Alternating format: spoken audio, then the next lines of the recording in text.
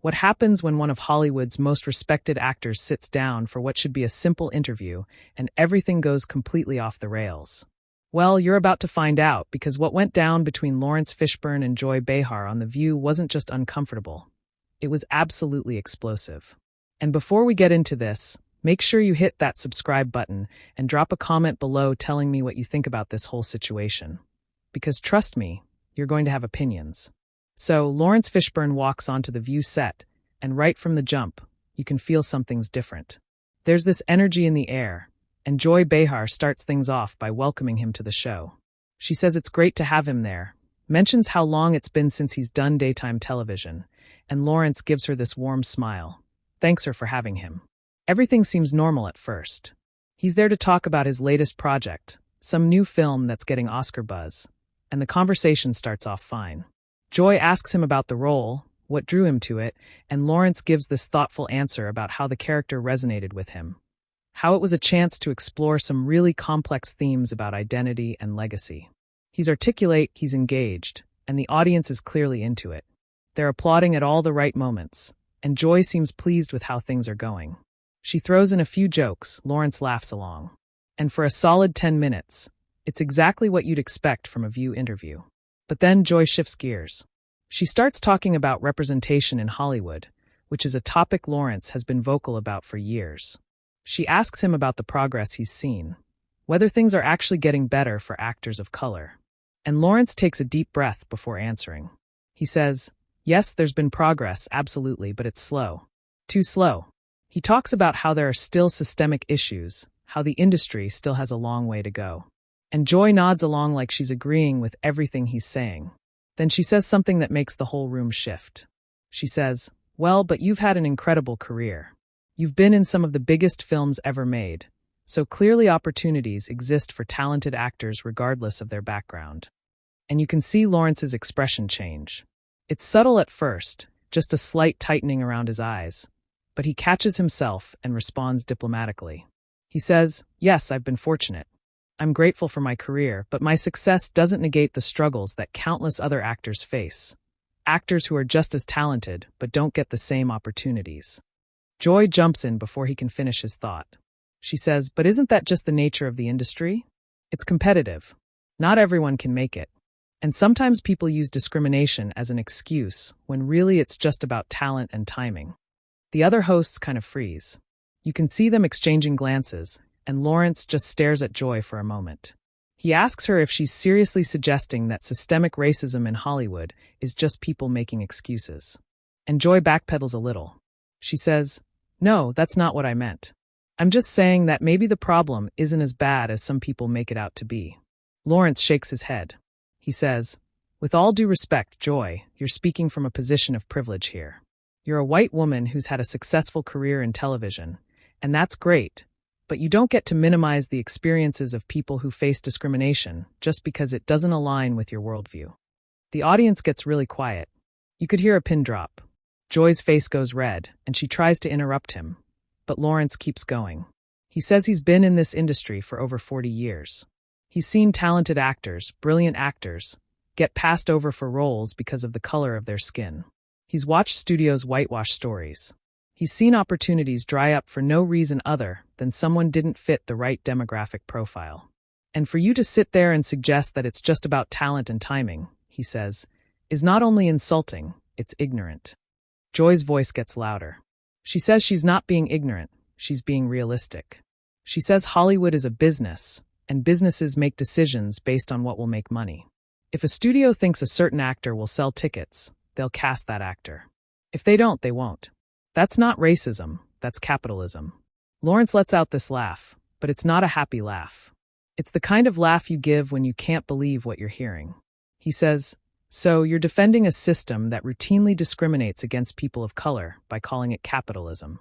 You realize those two things aren't mutually exclusive, right? Joy's getting defensive now. She says she's not defending anything. She's just pointing out that the entertainment industry operates like any other business. Supply and demand, risk and reward.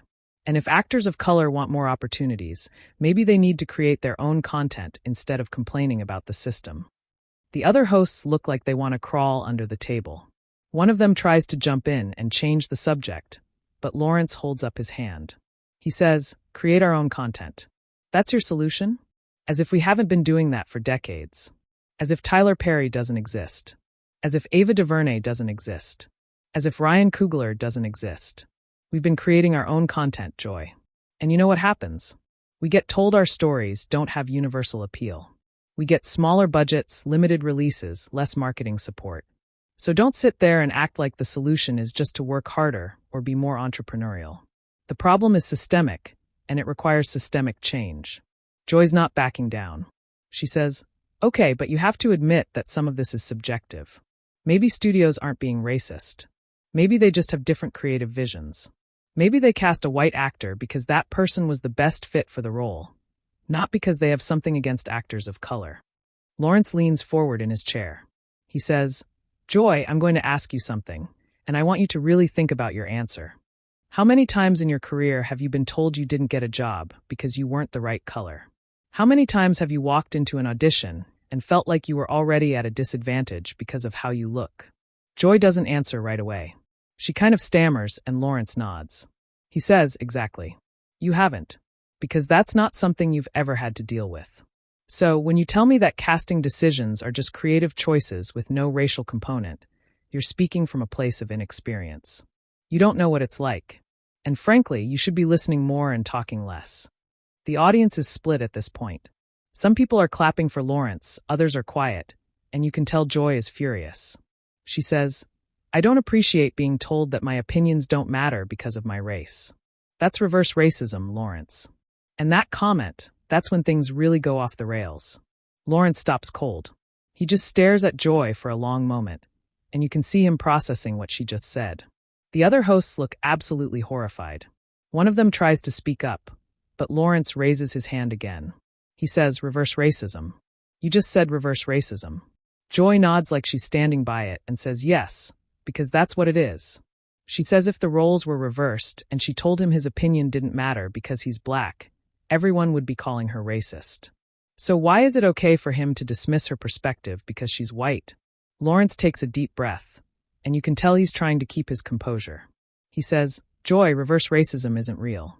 Racism is about power structures, about systemic oppression, about one group having institutional advantages over another.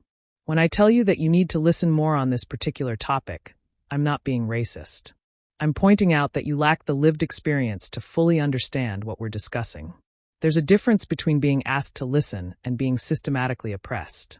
Joy cuts him off. She says, so now you're telling me what racism is and isn't. She says she's been fighting for equality her whole career. She's been an ally. She's spoken out against discrimination, and she doesn't need a lecture about power structures. Laurence shakes his head slowly.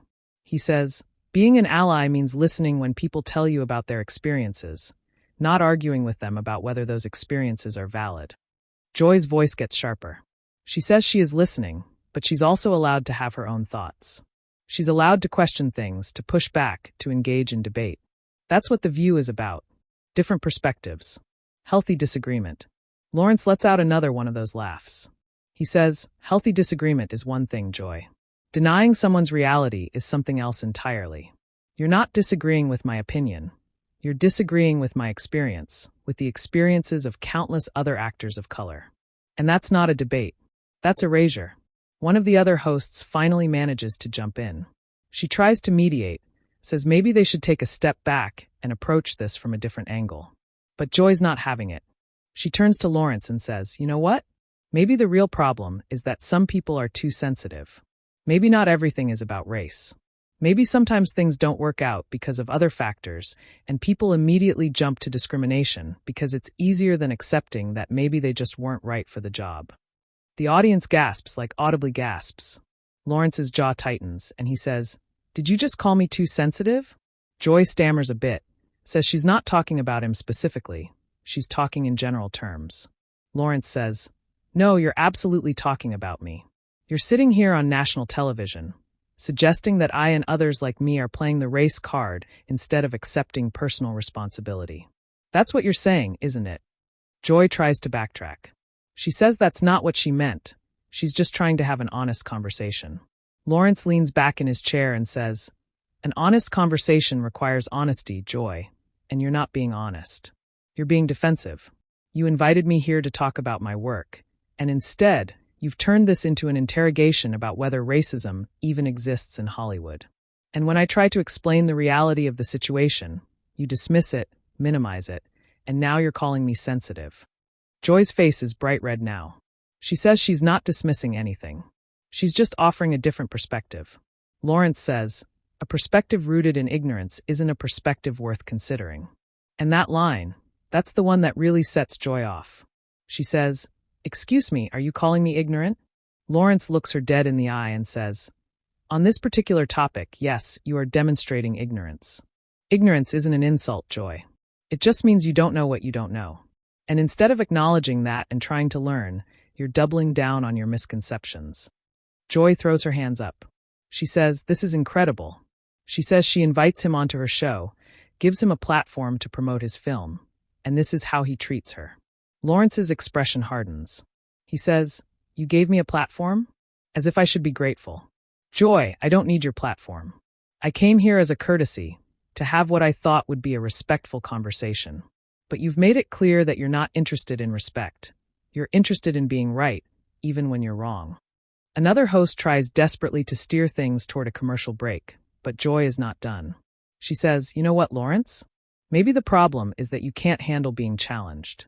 Maybe you're used to everyone agreeing with you, nodding along, and the second someone questions your narrative, you fall apart." Laurence stands up, just stands right up from his chair, and the whole studio goes silent. He says, "I'm not falling apart, Joy. I'm choosing not to participate in this circus anymore." Joy says, "Oh, so now you're walking out? Real mature." Laurence says, "Maturity is knowing when a conversation has stopped being productive. This stopped being productive about 15 minutes ago." He starts to unhook his microphone, and you can hear the producers in the background starting to panic. One of the other hosts is pleading with him to stay, saying they can move on to a different topic. But Laurence shakes his head. He says, "I appreciate the effort, but I'm not going to sit here and debate my humanity with someone who refuses to acknowledge basic facts about systemic inequality." Joy stands up too now. She says, "Nobody's asking you to debate your humanity. That's ridiculous. That's you twisting my words to make yourself the victim here." Laurence stops unhooking his mic for a second and looks at her. He says, "I'm twisting your words, Joy? You literally said that actors of color use discrimination as an excuse. You said we're too sensitive. You said reverse racism is real. Those are your words, not mine. I'm not twisting anything. I'm repeating back to you exactly what you said." Joy points at him. She says, "Context matters, Laurence. You're taking everything I said out of context to paint me as some kind of villain. I was trying to have a nuanced discussion about a complicated issue, and you shut me down at every turn." Laurence finishes unhooking his microphone and sets it on the chair. He says, "There's nothing nuanced about denying racism exists, Joy. There's nothing complicated about that. It's just wrong." One of the producers comes onto the set, trying to calm things down. You can hear them saying something about taking 5, resetting, starting fresh. But Laurence is already walking toward the edge of the stage. Joy calls after him. She says, "This is what you do when you can't win an argument. You run away." Laurence stops and turns around. He says, "I'm not running away from anything. I'm walking away from disrespect. There's a difference." Joy says, "Oh, please. I've been nothing but respectful." Laurence actually laughs at that, a real laugh this time, but it's bitter.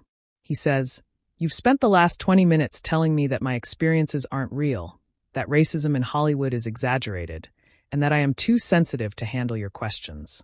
If that's your definition of respect, Joy, then we have very different dictionaries." The audience is completely divided at this point. Some people are applauding Laurence, others are booing, and it's chaos. Joy looks at the audience, then back at Laurence. She says, "You know what your problem is? You can't separate your emotions from facts. Everything is personal to you. Everything is an attack. And that's why we can't have real conversations about these issues anymore. Everyone's too afraid of offending someone." Laurence takes a few steps back toward the table. For a second, it looks like maybe he's going to sit back down, but he doesn't. He says, "My emotions, Joy? I've been calm this entire time. I've explained things rationally. I've provided context. I've shared my experiences. You're the one who got defensive when I pointed out that you lack perspective on this issue. You're the one who started raising your voice. You're the one who called me sensitive and accused me of playing victim. So don't stand there and act like I'm the one being emotional. Joy crosses her arms. She says, I raised my voice because you were being condescending. You treated me like I'm stupid, like my opinions don't matter, like I have nothing valuable to contribute to this conversation. Laurence shakes his head. He says, I never said you were stupid. I said you were ignorant on this specific topic. And there's a difference. Stupid is a lack of intelligence. Ignorant is a lack of knowledge. And everyone is ignorant about something. The problem is when you refuse to acknowledge your ignorance and insist on speaking with authority about things you don't understand. Joy's voice cracks a little. She says, I understand plenty. I've read about these issues. I've talked to people. I've educated myself. Just because I don't agree with your exact perspective doesn't mean I'm ignorant. Laurence says, reading about something and living it are not the same thing, Joy. You can read 100 books about what it's like to be a black actor in Hollywood, but until you've walked into a room and watched people's faces change when you don't meet their expectations, until you've been told you're too urban or not urban enough, until you've had your career opportunities limited because of something you can't control, you don't really understand. Joy wipes at her eyes quickly. She says, so what? Only black people can talk about racism? Only actors of color can discuss representation? That's what you're saying. Laurence sighs deeply. He says, no, Joy, that's not what I'm saying, and you know it. White people can absolutely talk about racism. Allies can absolutely contribute to these discussions. But they need to do so with humility. They need to listen more than they speak. They need to amplify marginalized voices instead of talking over them. And they need to accept that sometimes they're going to be wrong. And that's okay. Joy says, I do listen. I have marginalized people on this show all the time. I give them a platform to share their stories. Laurence says, giving someone a platform and then arguing with them when they use it isn't listening, Joy. That's just performative allyship. You want credit for being progressive without doing the actual work of examining your own biases. Another host finally speaks up. She says, maybe we can all take a breath here and recognize that this conversation has gotten heated, but that doesn't mean it hasn't been valuable. Maybe there's a way to find common ground. Laurence looks at her, and his expression softens a bit. He says, I appreciate that. I really do. But I don't think there's common ground to be found here. Joy has made it clear where she stands, and I've made it clear where I stand. We're not going to agree, and I'm not going to keep going in circles. Joy says, fine. Leave then. Run away like you said you weren't doing. Laurence picks up his phone from the side table. He says, I'm not running, Joy. I'm choosing my peace. I'm choosing my dignity. I'm choosing not to be gaslit on national television. And I hope when you watch this back, you'll take a moment to reflect on why this conversation went the way it did. But I'm not holding my breath. He starts walking off the stage for real this time. The cameras are following him, and you can hear Joy saying something else, but the audio gets muffled. The other hosts are trying to salvage the situation. One of them is apologizing to the audience. Another is suggesting they go to commercial. But all anyone can focus on is Laurence, walking off that stage with his head held high. The cameras cut back to the panel, and Joy is just standing there, staring at where Laurence was sitting. The other hosts are looking at each other, clearly unsure of what to do. One of them finally addresses the audience directly. She says, well, that was obviously not how we expected this interview to go. We want to apologize to everyone watching at home. The View is a place for dialogue for different perspectives, and sometimes those conversations get passionate. Joy sits back down, and you can see she's still worked up. Her hands are shaking slightly as she reaches for her water glass. Another host turns to her and says, Joy, do you want to say anything? Joy takes a sip of water and then looks directly at the camera. She says, I stand by everything I said. I was not being racist. I was not being dismissive. I was asking legitimate questions that I think a lot of people at home are wondering about. And if Laurence Fishburne can't handle being questioned, that says more about him than it does about me. The audience reaction is mixed again. Some people clap, others are silent, and you can hear a few people shouting things that don't quite make it onto the microphones. Another host jumps in quickly. She says, I think what we witnessed here is exactly why these conversations are so difficult. People come from different backgrounds, different experiences, and what feels like a reasonable question to one person can feel like an attack to another. Joy interjects. She says, but that's my point exactly.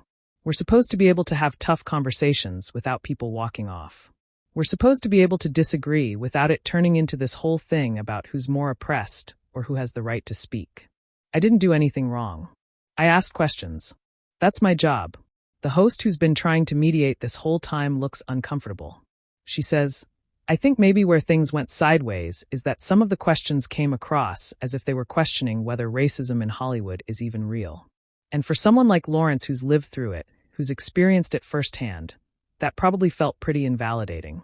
Joy shakes her head. She says, I never said racism isn't real.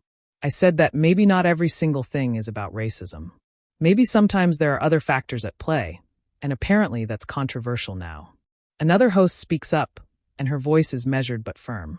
She says, Joy, I think you need to understand that when you tell someone who's experienced discrimination that they might be too sensitive or that they're using it as an excuse, you're essentially telling them their reality isn't real. And that's hurtful. Joy looks at her. She says, I'm not telling anyone their reality isn't real. I'm saying that reality is complex, and we should be able to examine it from all angles without someone storming off the set. The host responds. She says, but examining it from all angles requires acknowledging the reality that racism exists and impacts people's careers. When you start from a place of skepticism about that basic fact, you're not examining all angles. You're dismissing one very important angle. Joy opens her mouth to respond, then closes it. She looks frustrated, like she wants to say something but can't find the words. The show goes to commercial, and when they come back, they've clearly decided to move on to a different topic entirely, but there's this tension hanging over the rest of the episode. The hosts aren't as playful with each other as they usually are. Joy seems distracted, keeps looking off to the side like she's replaying the conversation in her head, and the audience energy has completely changed. What started as a normal show has turned into something nobody expected. When the episode wraps, the hosts do their usual closing remarks, but they're rushed. There's no mention of Laurence, no follow-up to what happened. They just thank the audience for watching, and that's it. But, that's not the end of the story. This is going to be talked about for days, maybe weeks. Social media is probably exploding. News outlets are probably writing think pieces, and everyone's going to have an opinion about who was right and who was wrong. And here's the thing, this whole situation really highlights something important about these kinds of conversations. When people from privileged backgrounds try to discuss issues of discrimination without first acknowledging their own blind spots, it almost always goes sideways. Joy genuinely might have thought she was asking fair questions, engaging in healthy debate, but she failed to recognize that questioning someone's lived experience isn't debate. It's denial. Laurence, on the other hand, showed incredible restraint for as long as he did. He tried to explain, tried to educate, tried to help Joy understand why her questions were problematic. But at a certain point, it's not his job to make her understand. It's not any marginalized person's job to convince privileged people that their struggles are real. And when that realization hit, when he understood that Joy wasn't actually interested in learning or listening, he made the decision to remove himself from a toxic situation. The walk-off itself was powerful because it wasn't about anger. Even though he had every right to be angry, it was about dignity. It was about refusing to participate in a conversation that had become dehumanizing. And that's something that resonates with a lot of people who've been in similar situations. Maybe not on national television, but in workplaces, in social settings, in family gatherings. Sometimes the most powerful thing you can do is walk away. What makes this even more significant is who it involved. Laurence Fishburne isn't some young actor trying to make a name for himself by being controversial. He's a legend, someone who's been in the industry for decades, who's earned every bit of respect he has. For him to walk off The View, it sends a message. It says that no amount of fame or success means you have to tolerate disrespect. It says that your dignity is worth more than any platform. And for Joy, this is going to be a moment she has to reckon with. She can double down, insist she did nothing wrong, keep defending her questions, or she can take this as an opportunity to really examine her own biases, to understand why so many people are saying she was out of line. The choice is hers, but that choice will define how people remember this moment. So, what do you think? Was Laurence right to walk off, or should he have stayed and continued the conversation? Do you think Joy was genuinely trying to have a productive discussion, or was she being dismissive? Drop your thoughts in the comments below, and make sure you hit that subscribe button, because we're going to keep covering moments like this. The moments that get people talking. The moments that make us think about how we communicate with each other. What's your take on how The View should have handled this differently?